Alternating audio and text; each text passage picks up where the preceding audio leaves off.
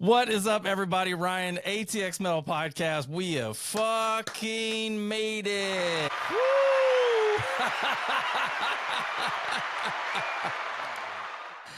Oh my God.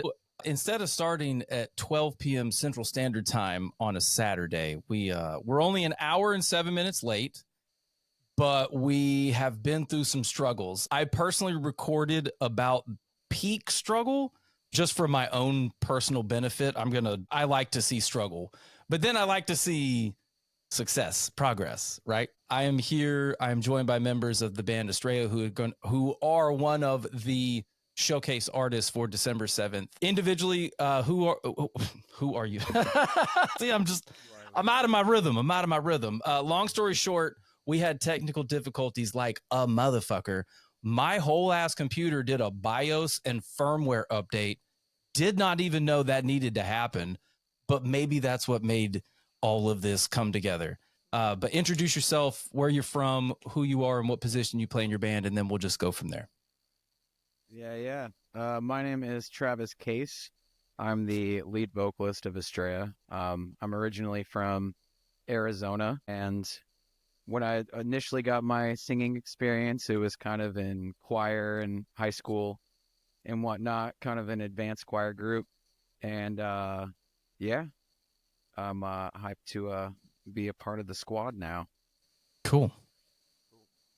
And my name's Danny. I play guitar. I started the band with my brother in 2020. Been playing guitar since I was 9 years old. Self-taught, don't know any music theory. Perfect. I'm also self-taught in the podcast world. I don't know about podcast theory. It probably exists in some liberal arts degree somewhere. But real quick, is there any way that you guys can bump the gain on your mics a little bit? Yes. Okay. How much? Check. There you Check. go. Perfect. Okay, cool. Yeah. All right. So now that we have all of the struggles behind us, now we get to celebrate.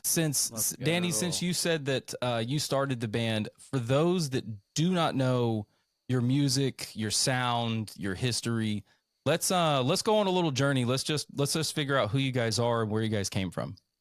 All right.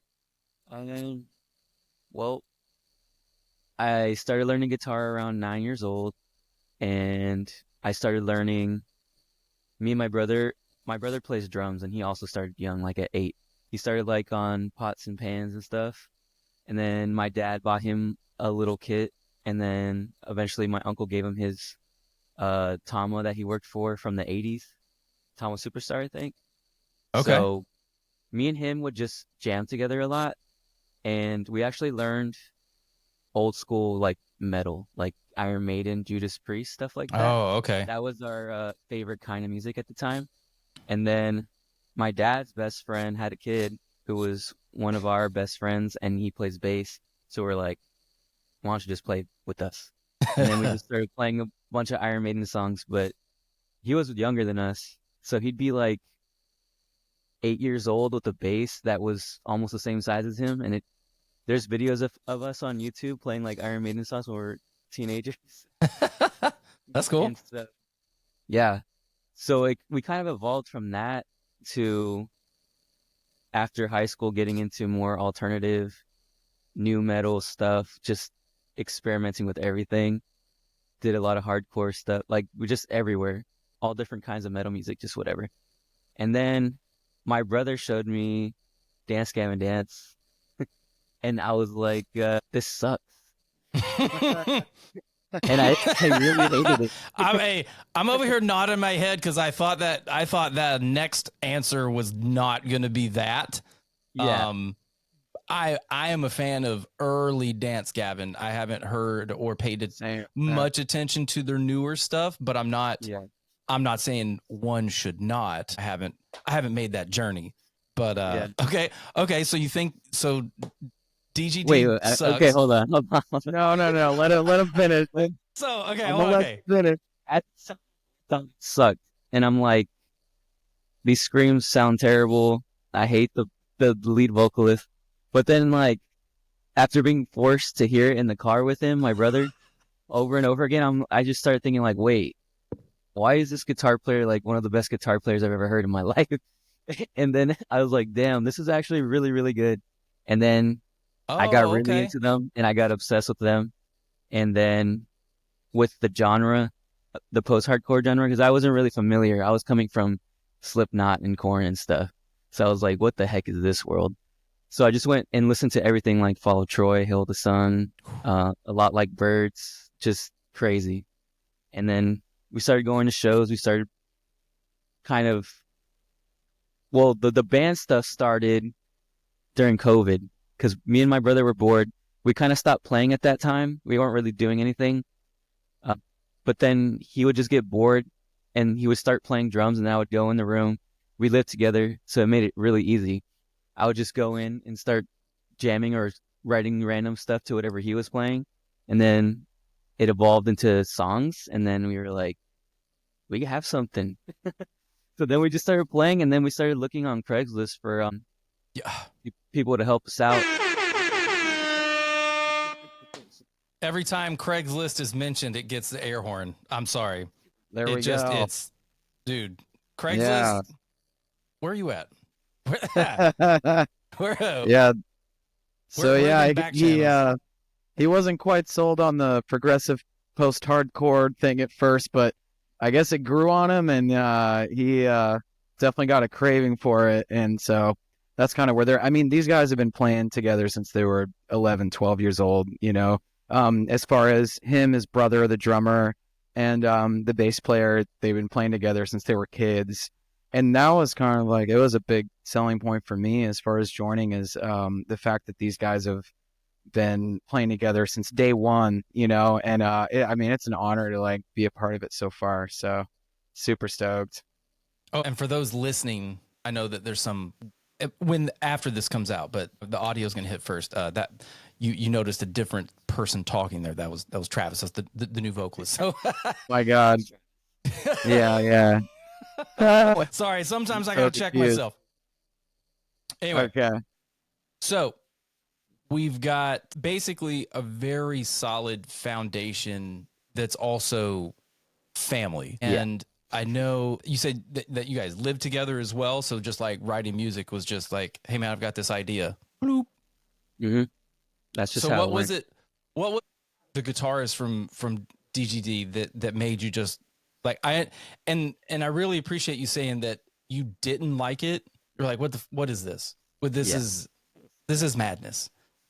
And then the more you listen to it, you're like, wait a minute, this is not madness. This actually makes sense because it's just Genius. it's so chaotic, but it's also Yeah. so together. Mm-hmm. Pretty much everything that you have posted on Spotify. And I want to talk about 411. I actually ran 4.12 miles today just for you guys in celebration of the new track 411. So let's talk about the That's new what I'm music. talking about. And Dedication right there. I love dude, that. and I have this whenever I was like, what am I gonna, I typically don't, I don't know. I just run whenever the moment strikes. I was training for a marathon, but now I can't make it. So it's not that I've given up on the marathon dream. I've just not, I've stopped training for that. But now, anyway, long story short, I like to run and listen to music, and I play locals at the beginning of the run and just see where it takes me. And I started out with your guys' new song 411, and that was, boy, that was a wild ride. I was not ready for that playlist that hit me because post hardcore is man, there is a lot going on in there in the sound. So let's just talk about the new single 411 and then what we got to look forward to coming up. All right.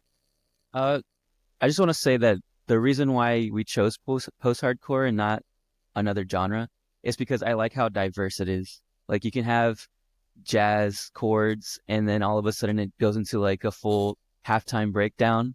It's really fun to play like as a musician. So that's the reasoning why I chose that genre. Just Nice. It's really fun to play in. But 411, that song was actually one of the very first, well, it's not the very first song, but it was one of the early songs. but So it was a back burner song? kind of. Okay. Kind of. Well, I wrote it in like 2021, I think. The inspiration for that song came after we went to a party and some stuff went down, so it just inspired us to write about that. I don't want to get into details, Hey, but you are allowed to say as much or as little as you want. okay.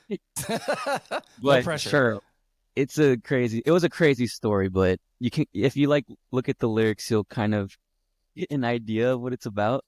Yeah, But the way that we kind of work together is, and what's so cool is me as like a lead vocalist and songwriter is, I'm not doing all of the lyric writing. I have someone who can also songwrite, which is Danny here, and he's a great songwriter, and I think we work really well together. I think we complement each other really well, with the songwriting.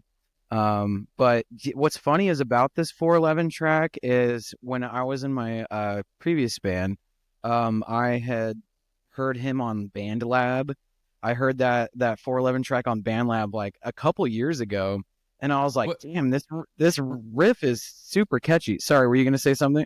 Yeah, sorry. Yeah, What is band lab? For me, I don't know what that is. But for people that yeah, are like, yeah, what the fuck is band lab? yeah, it's just pretty much like a website where you can upload songs. It's kind of like SoundCloud, but for bands, I guess. It's And like SoundCloud and Craigslist had a baby. yeah. There you go. Ear. Yeah, No, yeah. yeah, sorry. Um, Yeah, I didn't know what it was either, but I had no idea what it was myself. But Perfect. I had heard that on a BandLab through a mutual friend, and was like, damn, this riff is super catchy. And then just hearing that whole instrumental track with like without vocals, I was like, dude, I need to. And this was actually, mind you, this was a year before I even joined. I Mhm. heard this and I was like, dude, I need to be on that. You know what I mean? I was like, I just already, I had my eye on it, and I was like, and this was well before I even knew I was going to be a part of Estrella, and I just I felt drawn toward it immediately after hearing kind of just the instrumental version on BandLab, but yeah, pretty So, little piece of history there. so how did you go? Okay, so what I think is really cool is that a friend of yours or an acquaintance of yours basically introduced you to their music, right? Yeah, that's correct. Simply off of a riff on some website. That Yeah, they they knew each other through mutual friends, and he's like, yeah, I know this guy in Houston, and I was in Austin, and showed me the BandLab, and I was like, yeah, dude, yeah, let's go. okay. I was just feeling it. the first time that we met Travis was actually at one of our shows. He came to see us with his former band at the time, so Oh, he saw us, and, and then they sorry. his band. Yeah, so this mutual friend actually was a member of my previous band. Oh Well, man. we'll put it that way. Trying to recruit me for their band, and I was Yeah. like, I'm coming. Dude, But I Plot got twist. You're coming to ours. there. Listen. What would this like? Would it be post hardcore without a little bit of drama? I Right? know, right? I feel like that story belongs, and don't take this in any way. It just the first thing that comes to my head is just some like high school senior level drama where it's like you like, oh, he's with them. He went to go see them play and he's still with us. What? No. I want to no get him back. Like, man, yeah, just the whole season, like it's just simmering on the edge. Like the season wraps. It's like, will Travis come back or will he go to the new band? Yeah. On Dragon Ball Z. Oh my god, I'm sorry. I may be making this out to be a lot more than it is, but man, I'm just happy that we're actually having a conversation. it's kind of. I think your reaction's a little bit appropriate, right? Okay. I don't know. I don't know much about the drama that happened between them. I would say so. He was available, and he's like, "Can I try out?" And I was, He's like, well, what he said was, because I mean, we'd kind of worked together a little bit, before, and he's like, man, because they were so essentially their previous vocalist had to move, and Sure. and he was like, hey, they kind of posted on Instagram like, hey, we're having auditions, and so it was the craziest timing. I mean, the stuff that went down with my previous project and then them needing a new vocalist happened within, I'm talking the same week. It was within the same week.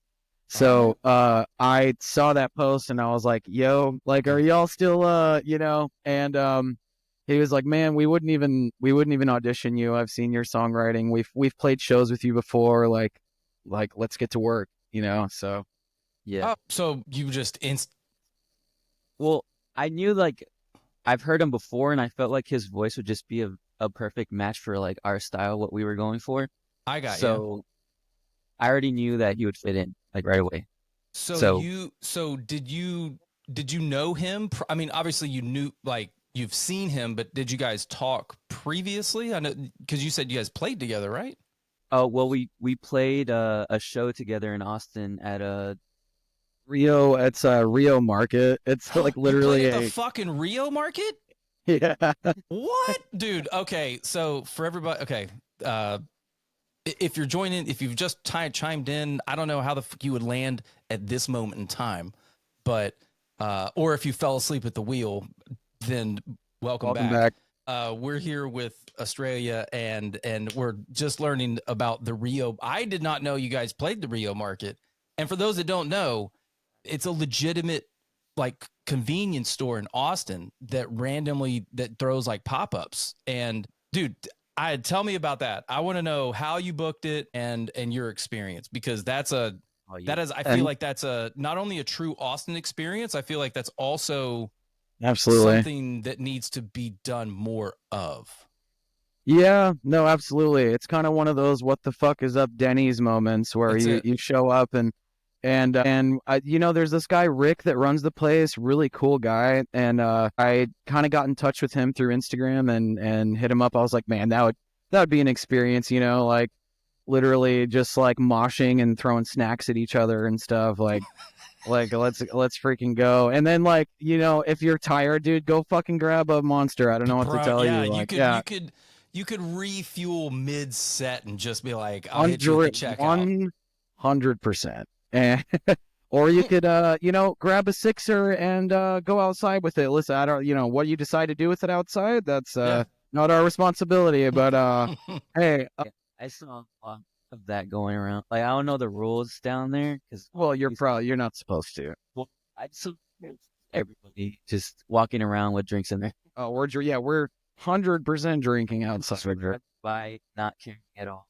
So I was like, so this is crazy. Another thing for you listeners about Rio Market is it's just north of UT, so it's like a walk away from campus. We're pretty much like around campus. It's pretty much on campus, so like we're around a bunch of college kids and stuff, so that's another cool thing about it. But yeah, basically like my previous band and us played a show together, and yeah, we had met prior to that, like I said, but that was really cool. Yeah for sure that we played. And not even sounding biased, but like I heard them, they played before us, but I was like, bro, they sounded like, I'm sorry, but they sounded cleaner than like every band that played that night. So I was like, damn, sure, no metronome, no in-ear monitors, bro. They're just dialed in. I mean, part that kind of comes with the territory of growing up together for so long. They're just, we know, like, we don't even have to look at each other. If there's like, if Andrew's going on a crazy like drum fill, I'll know when he's gonna end it. Oh yeah, they're just dialed in, and but yeah, that was a cool experience. It was cool. Yeah, playing, and there was people just like walking by getting snacks and drinks. Dude, it is, and they look so dumbfounded, like, what the fuck's going on here? What the heck is going on? I didn't know that actually happened for you guys. I think that's great. So one of the reasons why I wanted to bring you guys on is I wanted to kind of mix up the lineup a little bit, because it's just, heavy is heavy, heavy is heavy, right? Like you can chug and do breakdowns, and you can do, you know, and this is not a slight at all the other fucking heavy ass bands like God Hand and Rain No, we and Dogma, and you know, like, and the list goes on, Fuck. right? I mean, Tibetan Yeah. Sky Burial, and dude, this lineup makes my heart warm and also fucking cold at the same time. But you guys, it seems that post-hardcore is very popular in the like 20 to 30 range, because I don't really stare at my demographics much, because I don't do this for the clout. I don't do it for the money, which is absolutely fucking zero. All right, I don't make anything from this. This is just fun. Yeah, it is.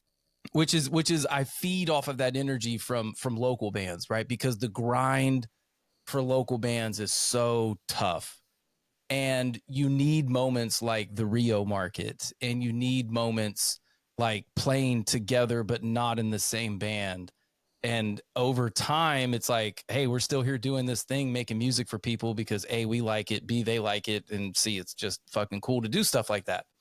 But adding you guys to the mix is definitely like, I'd have to go back into the conversations and like how we even connected with each other, but I'm pretty sure it had to do with I found your music through the algorithm, or it just got pushed to me somehow. Who am I talking to on Instagram? Is that you, Danny? On the Estrella account, that's me. Yeah. Okay. I'm gonna have to dig around and see how that happened. But Well, I once think you communicated with Travis. that might have been it. Yeah. Derpster. That's Derps. me. Yeah. That's right. Thank Yeah. you. Yeah. Very millennial. I made that in like 2012, and I'm like, hell yeah, I'm keeping that. Yeah. You're like, yes, we have found the way. But no, I remember when I heard the music was for me, it was fun. It was like there was a lot of energy in it, even with the old vocalist. Regardless of why the switch out, right? Like I think that listening to 411 and the old stuff, like it still has like that vibe, that feel. And I'm really looking forward to like what you guys have going forward. Actually, let's move on to that. Like what is in the pipeline for you guys in terms of music video, shows, stuff like that? So for music, we have one more single, I think, but we're trying to do a 5-song EP. Do like April next year. Yeah, April or May we'll basically be putting out a 5-song EP. It may or may not be kind of spring themed, because we've got so much in the pocket. That's another thing is like they have so many songs Like ready to go. Yeah, just ready to go. So we basically just lyrics and melodies, and so me and Danny kind of take the reins on that. But yeah, so this one coming up, the 5 songs that we've selected have a sort of bright tone to them. They're very bright sounding, is the one way I would describe it. Yeah, so it'll be a kind of spring, I will say, like, yeah, summery, like spring sort of EP. But yeah, I think that'll be super fun. That's going to be a really fun one as well. But there's so much to explore as well. I mean, if we wanted to get a little heavier or darker with it, we could do that too. But as far as what's coming up in the near future, that's what we got going. I'm a big fan of concept albums. So Ooh, like talk to me. Yeah, okay. I'm well, I'm ready for this conversation. growing up with like Iron Maiden, almost all their albums have like themes to them. So I just love that. And I think Dance Gavin Dance kind of does the same thing. For the EP, I want to do like that summer vibe thing, and then I plan to do like utopian future craziness for the next one, but that's really far away. Yeah, almost like sci-fi, like futuristic kind of shit. We have a song called Insta Follower, and it's supposed to be about like how it's like in the future where social media gets so crazy that people just start forming cults based on social media. So that song's gonna be fun. Yeah, and another one called Young Digital. That's a really fun, more futuristic one as well. Okay, But I need to get I forgot to ask this. How old are you guys? yeah, I'm 31. Okay. 28. Okay. So I'm 41. So we're a decade apart. But the the lyrics, not the lyrics, the music that you're creating, like Insta follower, right? Like that. I mean, granted, we, us, so us old folk, we got to see it. Oh, man, I feel so lucky, but like also so sad at the same time because we got to see social media in its infancy when it was when it actually was doing what it was built to do, right? 100%. And I understand that, like, obviously each generation is going to be sort of biased toward themselves, but I Yes. mean, truly, I think there really is something special to say about the fact that we kind of grew up with a mix of, putting a tape in the VCR and, like, putting in it, or putting in even a DVD to like watch a movie.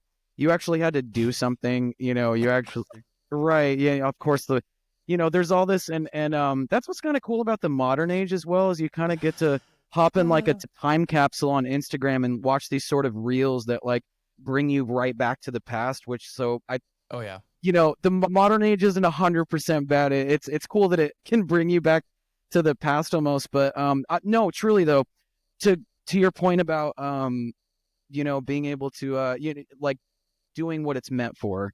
I was definitely big on MySpace, which was how I discovered. I mean, man, that's MySpace for the kids. yeah, MySpace. Dude, it was literally the best social media platform in Hold on. existence. Actually, so I've never thought about it like this until just now. You know, when you had to, okay, so for everyone that doesn't know about MySpace, A, fucking go look it up. B, you missed out completely. Big time. I mean, Tom, bro, where are you at? Like, come on. You at? I mean, I feel like everyone is going to just be like, "Fuck Meta, bring back MySpace." It's almost like Threads. Bro. Like it's that little, like, for me, Threads is nothing but artists and bands, and it's almost curtailed to my liking. I would like to ask other people what their threads look like, because mine is literally nothing but music related stuff, because it came from my Instagram account, because it's all Meta. But MySpace, what you had full autonomy of, like, you were building web pages. And so it's like unbelievable. Yeah, we were coding before we knew what coding even was. You're like, I want this color FF3F4655 done, and then your background just instantly changed. And I really don't think that especially people, I would say in the 30-ish to 40-ish range, really knew like what we were fucking with and how, and if we would have stuck with it. I mean, one of my favorite was, I had this baby with a tattooed knuckle that was like, fuck this. And I can't remember, but I just remember a baby with tattoos on his knuckles. I was like, that's my background. I'm standing on this hill. I'm dying with this thugged out baby. You know what I mean? Something about it. Yeah. I think the biggest thing about it for me was the profile songs, and you kind of got to showcase your personality a lot. And I remember when I first like got on Facebook, I was like a sophomore in high school, I think, and it was like 2009. I first got on Facebook and I was like, dude, where's my profile song? What the fuck is this? Like, I was so pissed. I was like, dude, fuck this, dude. I don't like this at all. Because that helped other people know more. You can learn, and this is one of the things that I've gathered over the time of the 10 years of doing this podcast. And again, and I don't know if you guys know this story, but, and for those listening, if you're new to the podcast, thank you very, very much for even stopping by. If you get to see this portion, that's all I care about, right? But I want people to know that we're just here to just share these experiences and learn from each other and be in a room together and all that jazz. But when you went to, and like, bro, when you went to someone's MySpace page, you could tell so much about them by their music, like so much. It's like what's like what is the number ones? What because you also had a top friends list, right? Top 5, top 8, top 10. Oh man, Motherfuckers that get was bad. Like, what do you mean I went to number 4? What the insane. fuck, Devin? Like, Insane. come on. We were Sorry. so unhinged back in the day, but we were somehow better off mentally, you know? Like Yes. Yes. yeah, and you know that goes back to like take high school or when I was in high school, for example, like you know, even like when Facebook was big, we weren't doing any of that until we got home and got on the computer, you know? Like it Correct. was we lived our lives and looked each other in the face and you know texted using T9 and stuff. It's just a different time. Bro, hold on. But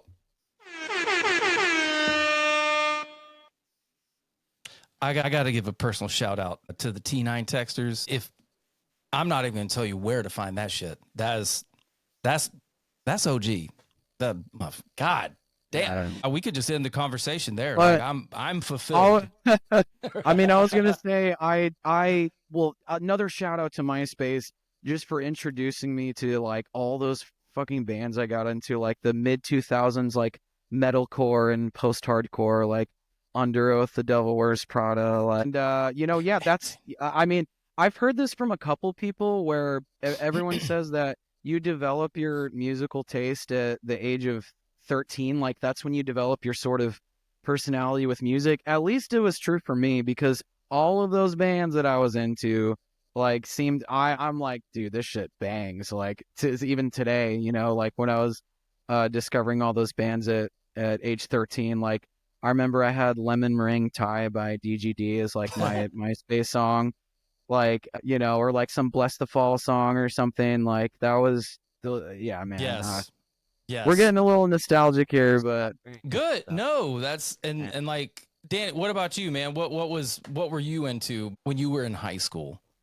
In high school, I was legit still listening to just Iron Maiden and Judas Priest and Metallica. He's like I was still back in the 80s, bro. Like I was doing it. The core of this band, all three of us were just straight up Iron Maiden all the time, and I hated everything else.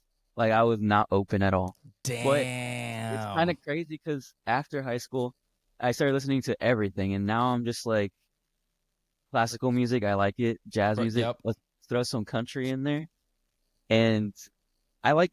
Well, there's like a weird country vibe going through music right now, just like yes. everybody's doing it. Thanks, Ronnie. And I don't know if you've heard Bill Murray, but oh yes, his new album is awesome.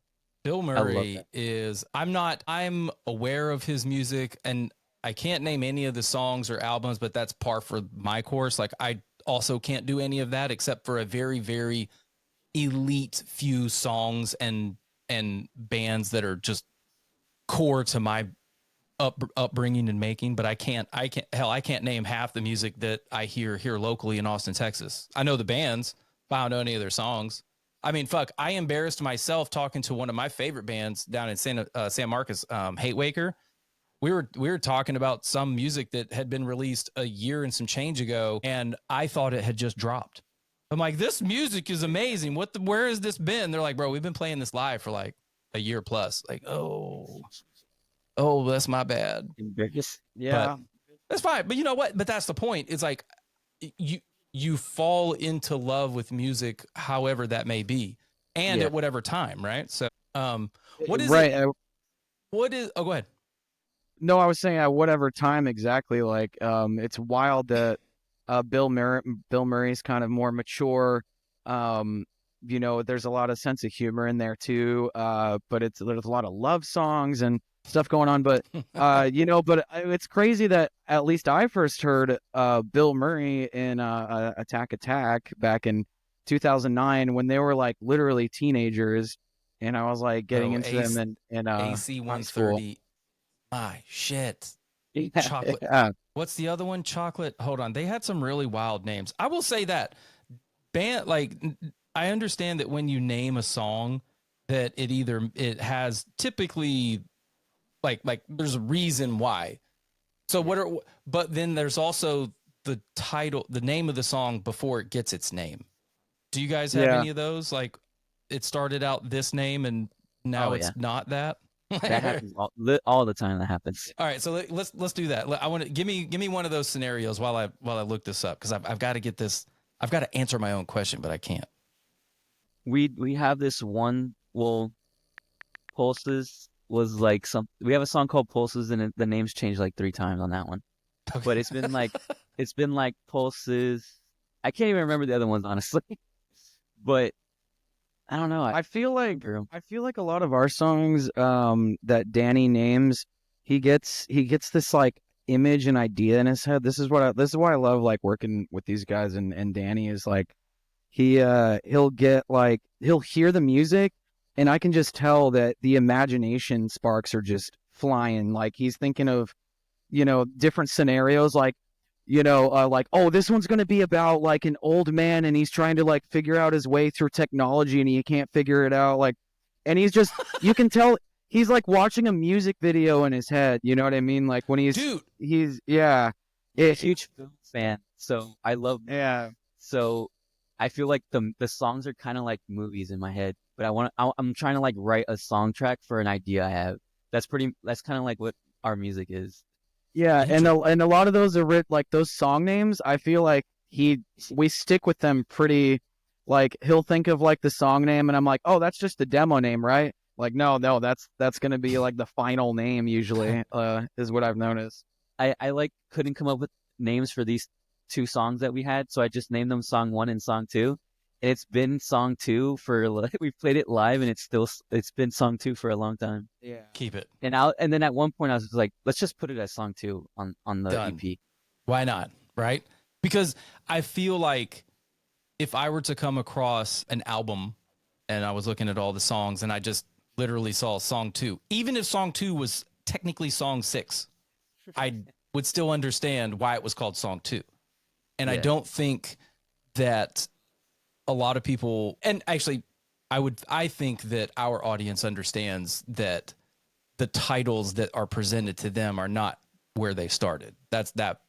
Some, yes, 100%. But when you get that cool little, here's Song 2, right? Yeah. It's just like, oh, okay, it's not, it's not like some song that has like relevance, actually, yeah, sure. You know what? Actually, let's figure that out. I'm going to look for a song called Relevance. There we go. Oh, it wanted me to spell televangelist? No. What? I don't know. Man, try Chat GPT, man. That shit's crazy. All right, here we go. So I just looked up the word relevance. First hit. I'm not sure how this is going to come through on your end, but it's by a band called Frank Needs Help. That's some banding. Oh, wow. Can you guys hear that? Yeah. Very appropriate for the current date right now. Bro, I feel like we're getting ready to get hit with like a brie or something. Yeah. No. So dramatic. Very theatrical, horror-esque. Yeah, speaking of which, we played our Halloween show last night, which was really fun. So yeah. I feel like we didn't even mention that. Yeah, we played a little yeah.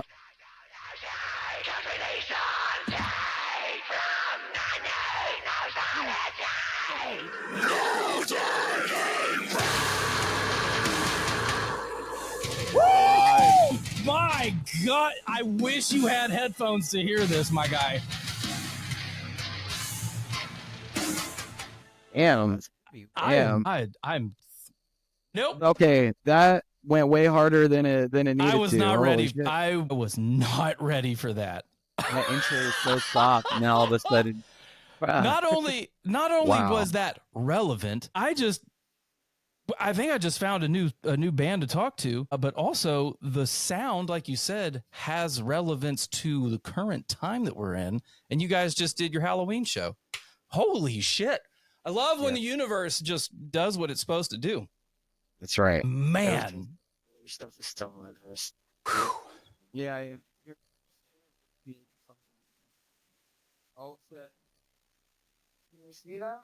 Oh my God.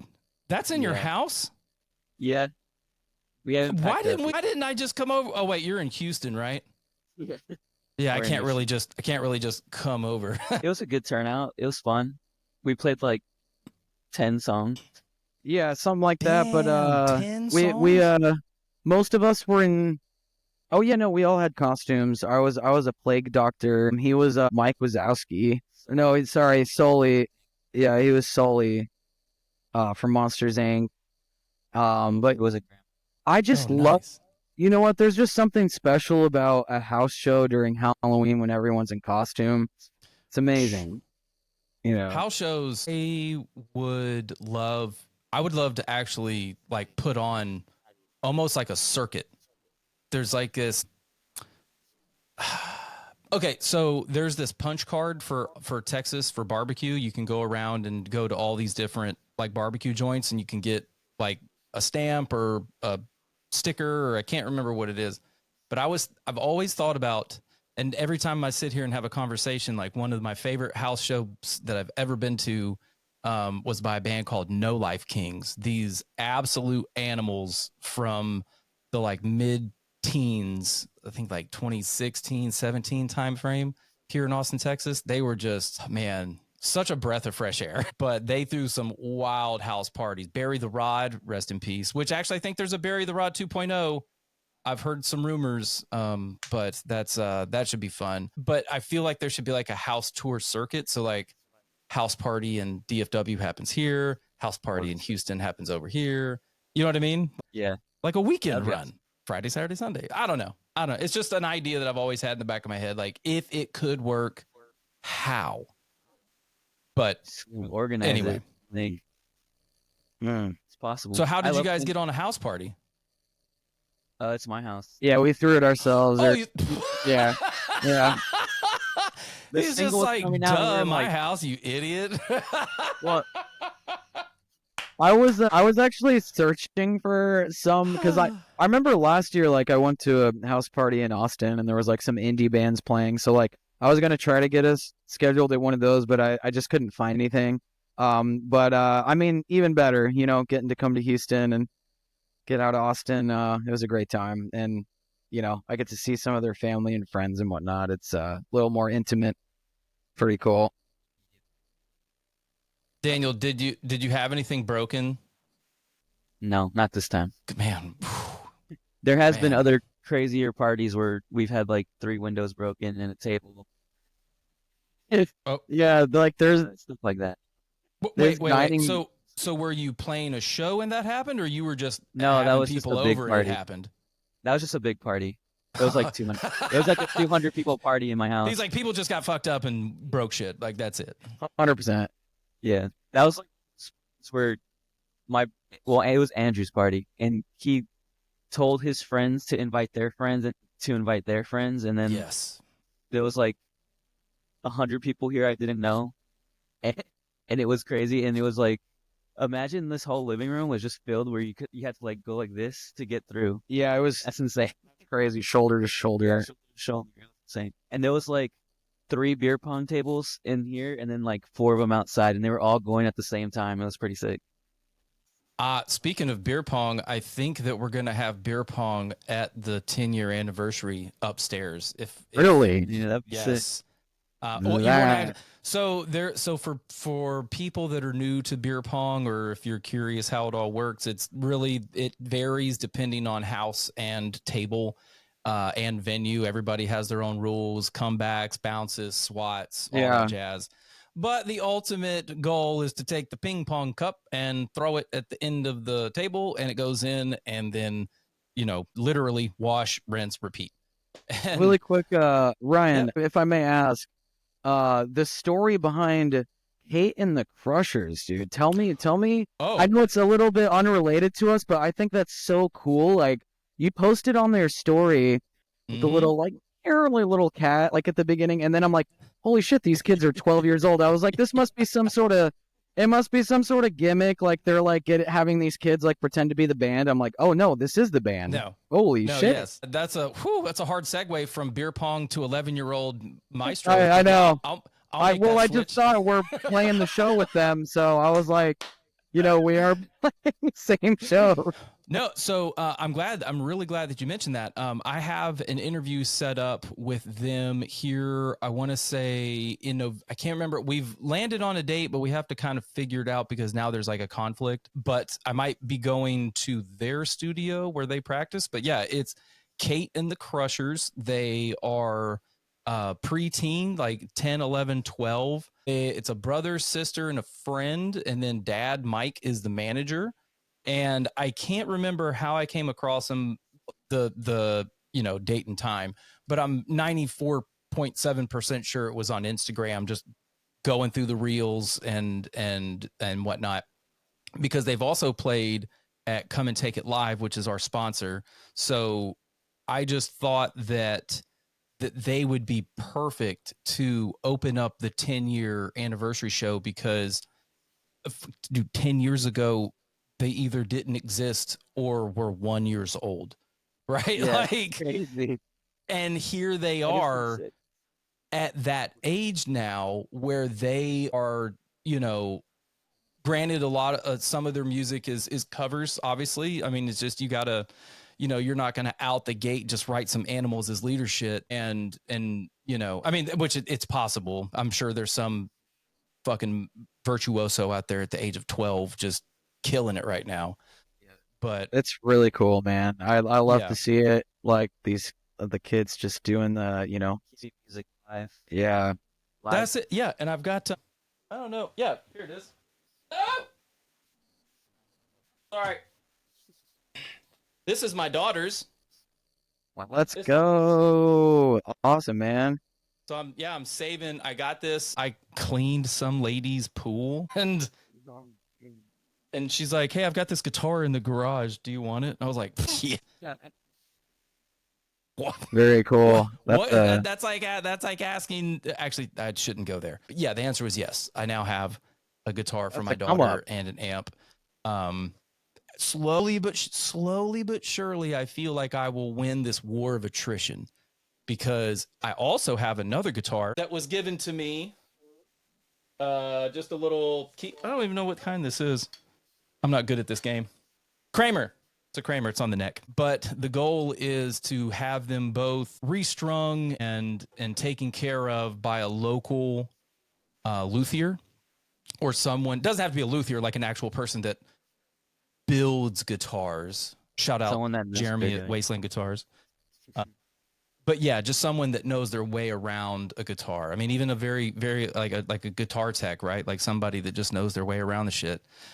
But the goal is to have these not repurposed, but refinished, and then her and I just learn some music together. But right now I've got her in that zone where she's bringing new music to me, and she's like, "Have you heard about this band or this song?" And she now wants to do a father-daughter kind of podcast. So she's gone today, but typically whenever I get done podcasting, we just keep the ball rolling and do our own little episode where we show each other new music. And I will be showing her 411, because I do need to get some, like, because I throw some heavy shit her way.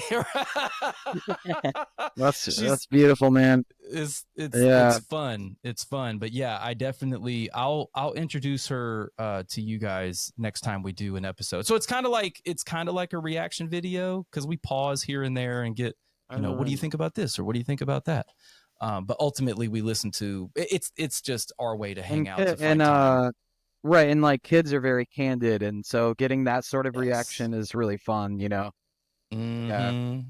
They'd be like, I'm just waiting for her to come out of nowhere and just be like, yeah, he shouldn't have used those samples, or he should try a different amp. That's awesome. I can't wait. She knows nothing about that, because I know nothing about it. I'm a ones and zeros guy. Like, does it make me feel good? Does it make me bop my head? Does it make me go, that's interesting? And y'all's music definitely fits in all three of those categories. So I greatly appreciate you guys starting at such a young age of 8, and the fact that you brought up Kate and the Crushers, and they are starting at such a young age, and I'm involving my daughter who is at age 11. So, I mean, it all starts somewhere. I started here in this space 10 years ago. So for that 31, and I'm still here, rocking and rolling. So very cool. God, man, 10 years ago I was 31. Wow. What? That's my age, dude. Wild. I'm so, Hey, It's listen, you look great. Thank you. Kids, don't smoke and moisturize. Also, exercise. Yeah. Anyway, let's round this out. Let's give the people something to look forward to. So December 7th, you guys are on the bill, and I'm really looking forward to it. How many songs you guys going to kick out? I think we got 20-minute sets. Yeah, 20-minute sets. I think we're 4 song 5. Yeah. 411's kind of long. In this situation, when you really have, because I've always been curious, I know that bands create their sets, especially if they're going on tour, so it's just like it's the same. When you get to do kind of one-off shows like this, does the set list change? Are you like, well, we could do this or this? Like, is it scenario based? The set list sometimes? Yeah, it's based on like how much time we have, because we've done shows that are 20 minutes, 25 minutes, 30 minutes, an hour. Okay. So yeah, it'll just change depending on that. And then also the order changes sometimes, because based on the songs that we're playing, I'm like, I think Party Creep would sound better here at the end. And then sometimes it's better at the beginning, just based on what song we're playing. It just depends. But yeah, this will be pretty cool because it'll be, I think, our third show with me as their new vocalist. So dude, let's go. Still pretty fresh, coming out of the gate. Yeah. So that's really cool. Last night was a blast. Like I don't know, it just felt so right. Sometimes it takes like a couple to really get it, more dialed in. And even just last night at the house, it was a really good time. So the first show with Travis was a little bit kind of rough. A little bit, yeah. I'm sorry. I'm laughing at myself because I've said the same thing. Like at first. It was a lot of it was like the venue. The sound guy was like in his late 70s. So not only did he have his hearing aids, he had in-ear monitors with his hearing aids. It was so he would just crank it up, and people are like, "Oh my god, I'm gonna fucking lose my hearing." Yeah, all the 4K to the top. My brother said that actually at one of the shows he went to, he couldn't walk, so they had to carry him to the soundboard. Okay, bro. Whoever that sound guy's is, hey, thank you for all of your years of dedication to the scene. Pass the fucking torch, my guy. Okay, like let's get some new blood in there. Speaking of new blood, right? 30 years. He's a cool guy. He was wearing Vans too. I was like, damn. Hey, okay, all right.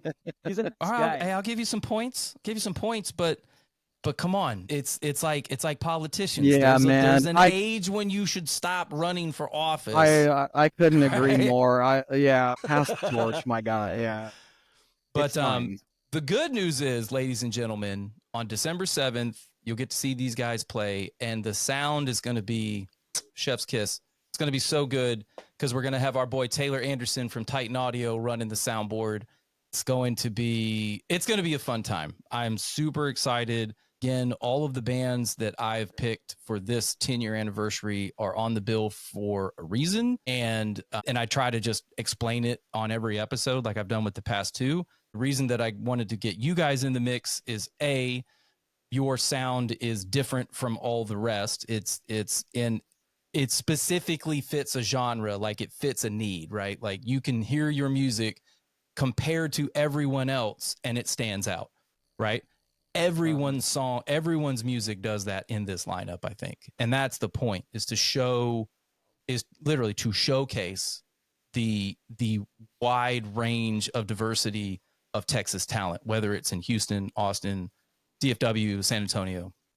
That's matter. Really cool. I gotta commend you on that as well, as far as just being more so open-minded and thanks, man. Let's absolutely, yeah.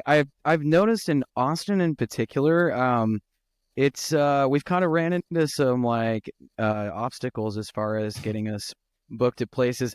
It might just be the scene here in Austin. It doesn't cater as much to I guess I don't know, heavier music or whatever. But no, I think it's really cool that you're just like, hey, let's if I vibe with it, then let's get it going. And that's here's the secret. That's the best part. Since I run the podcast, I kind of get to do what I want. But no, like I'm looking up at one of the show that I threw on December 6th in 2019. I have all the flyers framed and on the wall. You guys remind me of a band called An Author and a Poet. You ever heard of them? Interesting. Sounds familiar. I'll have to check it out. Son, y'all are. I'm telling you, as soon as you hit when this is over, just hit play. Actually, I have the power. Where did my phone go? I'll play it for you right now. I will play it for you right now. We will end, dude. Side note: Frank needs help. I can't believe that really came through the way that it did. That's awesome. Jesus Christ! And that was in 2019. That wasn't like a cut from last week. There's a whole ass album from 2019 based off of the song or word relevance. Man, so cool. Holy cow. How relevant. Let's see. How fortuitous. Fancy. I can't wait to look that band up. Yeah. Fortuitous. That's crazy. All right, here we go. So one of my favorite songs, I'm gonna see if I can pump this through the channels in the backside, but it's called Monster by An Author and a Poet. But come on, play the fucking track.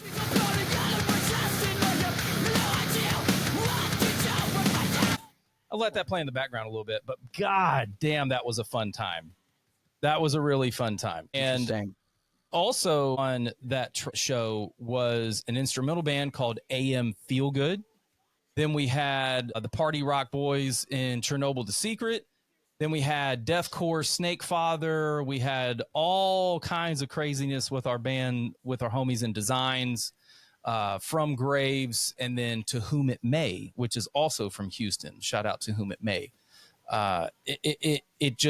It ranges because, when you go to a show, to see a show. Like, you don't go to a show to hear the same fucking sounds over and over and over and over again. Sorry, black metal fans, but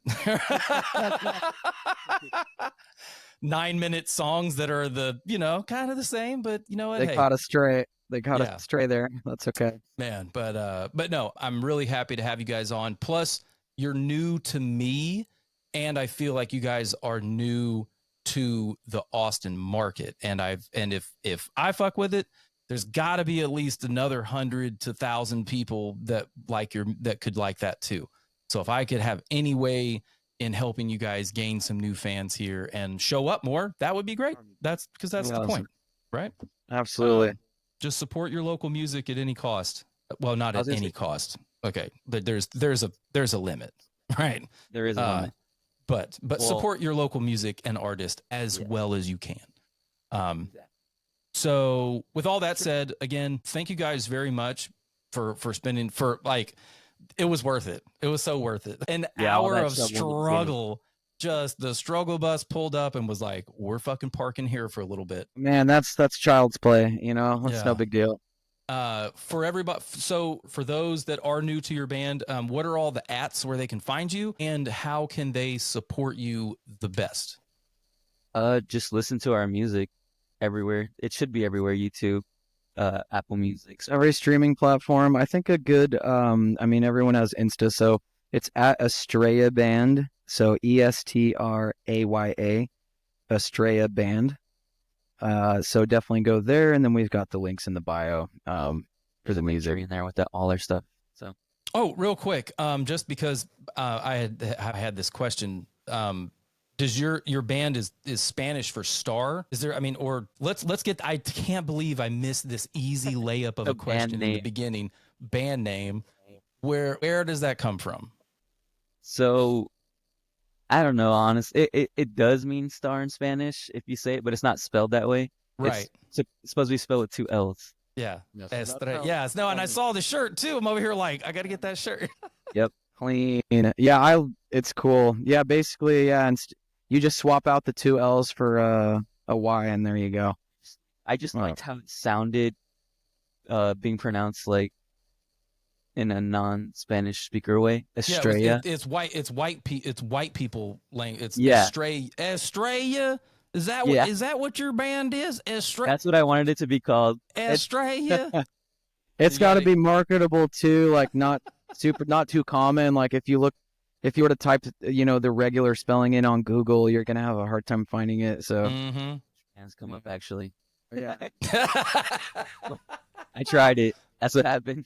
Yeah, I mean, a lot of it starts. You just kind of, punch it into the search engine and just be like, what Yeah. comes up, right? I mean, well, I've had bands say they just went to the dictionary or the thesaurus. They were like, this is what we want to be, but what's another way to say that? Oh, that's fucking cool. All right. the funny thing is another fun fact is, I mean, the whole band, aside from I'm the only white boy, but they're all pretty much Hispanic.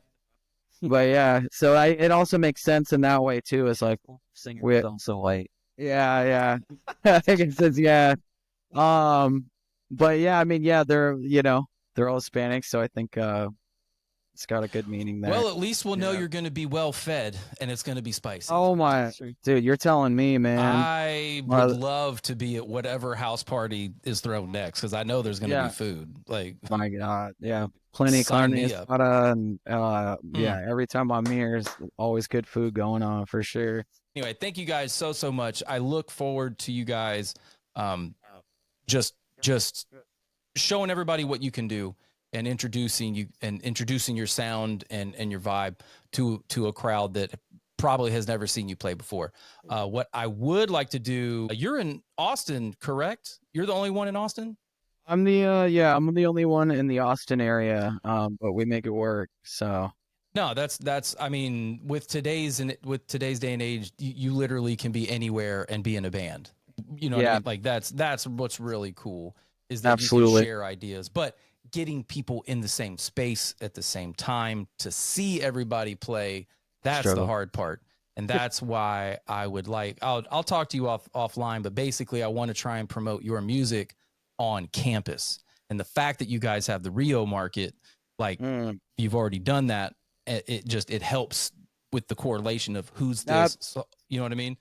Absolutely. That's where we're trying to branch out a little bit more is, yeah, kind of like, I know in Austin, I know like shoegaze and indie music is big, but like we're trying to bring, we're a type of band that I feel like we literally could be on a bill with virtually any band, so we're kind of open to, just expanding more and opening people's minds a little bit more. But yeah, Let's do it. We're very used to pretty much, but we have played a good amount of shows here in Houston. We played with a Marionette and like Dwellings and Andres and those bands. Some bigger names in the post-hardcore scenes. Yeah. We've been very lucky to play with bands like that. But we haven't really, our biggest issue is that we haven't really put a lot of music out. And that's because we've been going through band members like crazy. We're on like guitarist number 5 and vocalist number 5. I'm telling you right now, that's just a part of the business. Like I mentioned, my homie John that pretty much runs Snakefather. That dude has been through more band members than I think I have vinyls. I mean, and it's a lot. and like no, that's not a slight at John and his craft, but I mean, it is what it is. If it doesn't work out, it doesn't work out. And at the end of the day, if the passion to still create music is there, then you'll find not only a way, but other people to help you, get there. And you'll be helping them on their journey as well. So regardless of member lineup changes, it happens. It's just accept it, move on, And some of the people that have left us have gone on to other bands and they're doing well also. So that's just how it goes sometimes. Maybe you're the farm team. Right? Yeah, I'm the farm team. But as long as our core stays the same, I feel like we'll be solid. But brother and my childhood friend, as long as but this lineup we have right now, I think this is the one. I think this is the strongest we've been, and we all mesh together really well and work well together. So I think this is like, yeah, like even like their new guitarist, I had a chance to go play with him out of his he does kind of a little bit of the producer stuff. So I can go track demos with him and whatnot, and I fuck with him heavy. You know, I don't know if I'm allowed to curse on this, but Yes, that's yes. a little late, very late for that. Hey, I'm telling you right now, you might have just set a record for first F-bomb latest in podcast. Like at the hour 9 mark. Very end. Congratulations. Yeah, no, I definitely dropped a bunch prior to that, but no, even like their newest member, Jonathan, he's awesome. You know, he can play like blues and jazz and you know, Music theory. yeah, and music theory. That's something we need.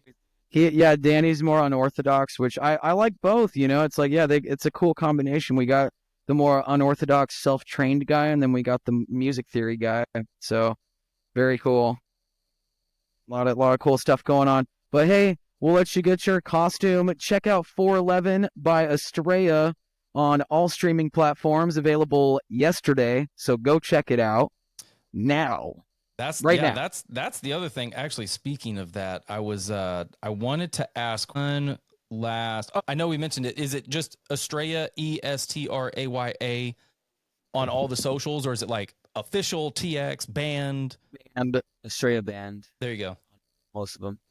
Okay, so that's what it was. Who? Wait, come on, camera, do the thing. Anyway, I was trying to show the cover photo. Move it back a little bit more. Yeah. There we go. It's okay. the lighting. It's the lighting. Close enough. Throw this phone away. Who's that on the cover? And does the person on the cover have anything to do with the song? That's what it was. It's about no. Yeah, it's a. It's just like, she's the model, but she represents what the song means. Okay. I put. Man, I was like, because that was I was like, ooh, this is a deep question, because if the song and the person on the cover have anything to do with each other, then okay. But anyway, sorry, I just had to ask that question before I got out of here. So just a representation of the song. Got it. Yeah, well, yeah, but it was just pieces. I like separated the pieces of the eyes. I did the art, by the way. But it's really rad. I like it. It's almost like different contrasts, and then I really can't tell what's behind her, but I can kind of make some stuff out. So it leads to like imagination kind of stuff. Yeah. But yeah, it's really good coloring. It's like a party in the back. And I just want every girl, and that's why I like the pieces of her are different pieces. So 411 could actually, it could be any girl in the situation. Yeah. That's what I was trying to say. Where can people find the lyrics? Are they available online? We're going to add them later. They will be. They will be very soon. Yeah. Okay. Well, gentlemen, thank you very much. I'm going to go get dressed and get my scare on and work on Bloody Mary number 3 of the day. I wish the best for you guys. I'm so excited to have you guys on the show. Thank you very much for even entertaining that idea and coming all the way from Houston. Maybe you guys can tag team with God Hand and I don't know, get a big ass bus road trip it, That would be wild. That would be insane. Dude, the fact that your music, Estrella and God Hand, are like from Houston, but on the same bill in Austin, Texas, just goes to show you that like Texas music is still alive. We're still here. We're still doing things. And I'm fucking pumped. And if you want to come to the show, hit me up. I've got tickets on the low, the dirty low. I mean, god damn, $15 for 10 bands. Come on. Anyway, no, I've had fun. We had a good time, man. I'm glad we got this figured out. Could you hear us? Me too. You hear us okay? Or yeah. Okay. Everything is amazing. Everything is great. Great. We're happy to hear that. We figured it out. Hey Ryan, man, pleasure, dude, meeting you. Dude. Thank you guys very much. Any final shout outs before I hit the stop button? Anybody you want to say thank you very much to? Shouts out for putting us on the show. Come and take it. I love that venue. I've seen some of my favorite bands play there. So I played there once before, and I love Come and Take It. So I'll give you a quick shout out on that. We're super hyped. Thanks. So Danny, what about you, man? I don't know. Thanks to You're my on the dad. spot. You're on the spot. Hey, tell your brother and your childhood friend thank you for keeping this band going. I mean, I know it's not just them; it's a whole team effort. Yeah. But Yeah. I Thanks to appreciate the music. everybody in the band. I appreciate that this music exists. So for me to you, thank you guys very much. Absolutely. It's really cool, man. Like I have childhood friends from 6th grade, so I saw that as such a green flag that they've been this tight knit little community just doing the thing for over a decade. So it's really, really cool. I do know about doing things for a decade. I've got a couple under my belt. But anyway, I'll talk to you guys later. If you can, real quick, just stick around for about maybe 1 minute after everything stops so it can do all the uploading and all that. But other than that, man, thank you guys very much. And see you December 7th. Peace.